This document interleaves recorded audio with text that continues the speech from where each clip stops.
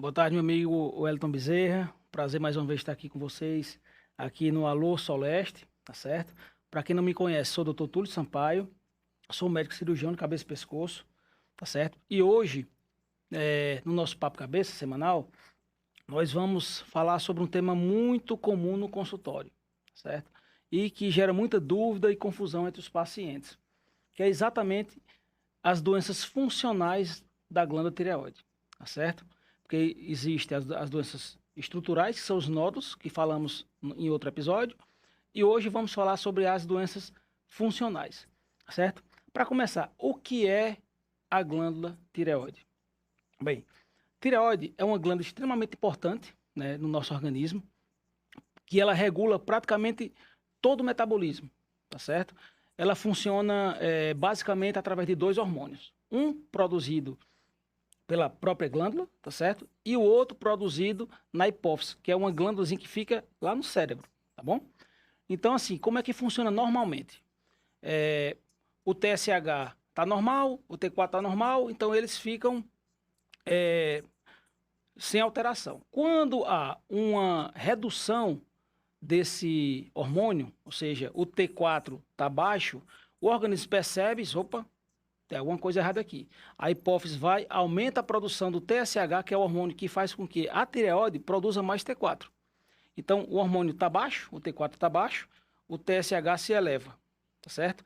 E aí faz com que a tireoide ela consiga produzir mais hormônio. E aí vai normalizando, quando normalizou, o TSH normaliza também, tá certo? E o contrário é a mesma coisa. Quando o paciente ele tem muito hormônio, ou seja, a glândula ela produz hormônio demais, ou seja, a glândula ou o nódulo, a gente vai ver daqui a pouco, produz muito hormônio, a hipófise também percebe. Sopa tem muito hormônio. Então, quero que a tireoide diminua a produção desse hormônio. Então, ele diminui a produção do TSH, né, tentando fazer com que esse hormônio que está alto, o T4 está alto, normalize e aí o TSH volta à sua normalidade também. Quando você tem um desequilíbrio nessa dinâmica, aí você tem as patologias funcionais, né? Falando inicialmente sobre o hipotireoidismo, tá certo? Que é nada mais é do que pouco hormônio, né? O paciente tem pouco hormônio, tá bom? Então, quais são os tipos de hipotireoidismo? Assim, começar pelo cirúrgico. O paciente tem um nódulo de tireoide, fez uma tireoidectomia total, ou seja, tirou toda a glândula, ele não tem mais a glândula, então ele não vai produzir mais hormônio. Então esse paciente ele tem um hipotireoidismo cirúrgico. Vai tomar o hormônio, tá certo? Pro resto da vida, que é o Puran, tá bom?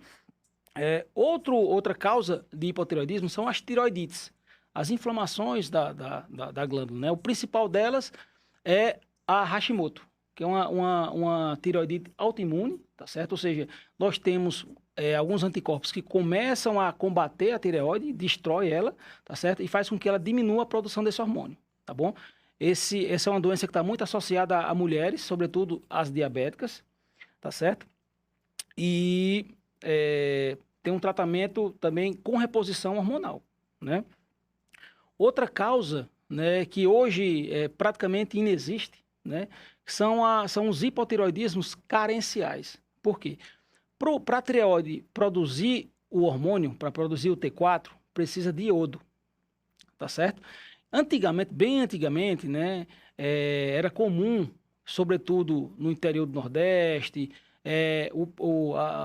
as pessoas terem aqueles bócios gigantescos, né, hipotireoidismo, aquele bócio muito grande, porque na época não se tinha a adição que hoje tem de iodo no sal. Então, assim, todo sal de cozinha, ele tem acrescentado ali o iodo, tá certo? Exatamente por conta desse risco aumentado do hipotireoidismo carencial. Então, hoje praticamente inexiste, né, esse tipo de hipotireoidismo. E quais os sintomas principais? Né? Esse aqui é o ponto. O principal sintoma do hipotireoidismo é aquele paciente que sente um cansaço excessivo, uma falta de ânimo, tá certo? Uma sonolência excessiva, um ganho de peso, tá bom? Queda de cabelo, unhas quebradiças, tá certo? Pele seca, tá bom? Então, aquele paciente mais lentificado, por quê? Tem pouco hormônio, o metabolismo está lentificado, então tudo para ele é mais lento, tá certo?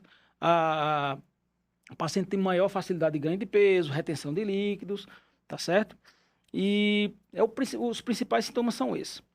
Saindo do hipotireoidismo, que é pouco hormônio no sangue, e partindo agora para o hipertireoidismo, que é muito hormônio no sangue, o mecanismo é parecido com o do hipo, só que ao contrário, né? O paciente ele tem muito T4, muito hormônio no sangue, T4 no sangue, e aí a hipófise percebe isso, e aí baixa o TSH, que é o hormônio que diminui a produção do T4 pela tireoide. Então, existem algumas condições, né, que cursam com isso. Uma delas é os adenomas, né, os nódulos, né, de tireoide, que é o nódulo que ele tem uma produção anômala do hormônio, tá certo? A gente chama de doença de Plummer. É o nódulo tóxico, que a gente chama, né?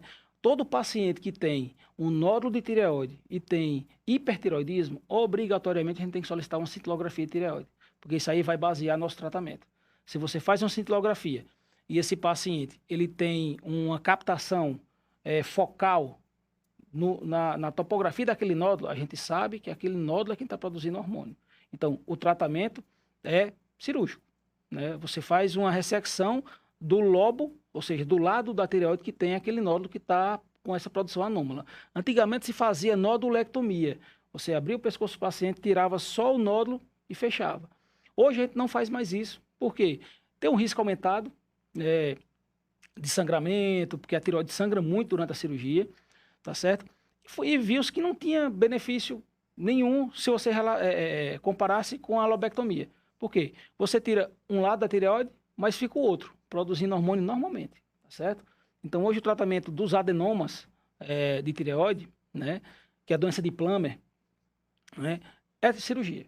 Tira o lado que tem um nódulo, resolveu o problema, tá certo? Outra causa, né, de hipertireoidismo são os bócios tóxicos, né? Bócios multinodulares, tá certo? Tóxico. Uma doença, o estereótipo do hipertireoidismo é a doença de Graves, né? Que é uma doença também autoimune, ou seja, os anticorpos começam a agredir a glândula e agride também a musculatura ocular. Então, assim, o paciente que tem doença de Graves é aquele paciente que você olha, tem um olho muito sobressalente, né? Porque a pálpebra, ela retrai e o olho ele fica mais para fora. Então, você tem a impressão que aquele paciente ele está olhando com o olho, no popular, arregalado, né? Como diz lá na minha terra, lá no Pernambuco. Tá certo? Então, o tratamento para esse tipo de doença, né, são dois. Ou você faz uma ablação com iodo, né, com iodo radioativo, ou seja, você destrói a glândula sem precisar operar, né? Isso você faz com aqueles pacientes que não têm sintomas compressivos, né, e que têm uma glândula não tão muito volumosa, tá certo? Mas basicamente o tratamento é hormonal, né? Com o hipotireoidismo você faz a reposição desse hormônio, tá bom? Que é o famoso Puran, né? Então, se você tem pouco hormônio, você oferta para o paciente o Puran. A dosagem vai depender de paciente para paciente, né? Cada 3 meses você vai ficar repetindo esses exames, né? Para a gente ajustar a dose. E no hipertireoidismo também pode ser feito também tratamento medicamentoso, que é com tapazol, metimazol, próprio tiuracil, né? E em alguns casos também ressecção cirúrgica, tá certo? Ou seja, você transforma um hipertireoidismo no hipotireoidismo. E quais os sintomas? Quando você vai perceber se você tem uma doença ou outra, tá certo? E elas têm sintomas completamente diferentes. Vou começar pelo hipotireoidismo. Pouco hormônio no sangue, né? Como tem pouco hormônio no sangue, tudo no organismo trabalha mais lento, né? Tudo trabalha mais lento. O paciente ele fica mais sonolento, fica mais lentificado, ele tende a ter ganho de peso, tá certo? Mais por retenção hídrica do que por realmente ganho de peso mesmo, tá certo? Queda de cabelo, unhas quebradiças, tá certo? O paciente ele tem uma labilidade emocional, por exemplo, fica muito choroso, qualquer coisa chora, tá certo? Ele tem uma instabilidade emocional aí nesse ponto, tá certo? O hipertireoidismo é completamente diferente, é o oposto, tá certo? O paciente que ele tem hipertireoidismo é aquele paciente naturalmente mais ansioso, tem muita ansiedade, insônia, tremores, né, taquicardia, o coração acelera, sudorese, tá certo? É um paciente mais agitado do que naturalmente seria, tá certo? Então, assim, esses são as principais diferenças entre os sintomas de um e de outro. Paciente que muitas vezes é tratado, já vi no consultório, os pacientes que têm hipertireoidismo serem tratados com ansiedade, né? Porque o paciente ansioso está com insônia, aí começa a tomar remédio para ansiedade, remédio para dormir, que na verdade não era nem a causa do problema, era um hipertireoidismo que não foi diagnosticado, certo? Então, esse é um tema muito importante que eu queria trazer para vocês, com relação às doenças funcionais da tireoide, tá bom? E você que tem um parente, um amigo, um conhecido que tenha algumas dessas patologias, eu tenho minhas redes sociais, né? Porque é Dr. Túlio Sampaio, Túlio com 2 L's, tanto no Instagram, no Facebook, no TikTok e também no YouTube, tá certo? Aqui no Aquiraz eu atendo na clínica Medleste, tá certo? A cada 15 dias, na segunda-feira pela manhã. Então, assim, se você tem alguma disfunção, seja ela funcional ou estrutural da tireoide ou de qualquer outra região do pescoço, eu faço esses atendimentos aqui na MedCenter Medleste, né, que agora mudou o nome, né? Na Medleste Aquiraz, quinzenalmente, tá certo? Nas segundas-feiras pela manhã.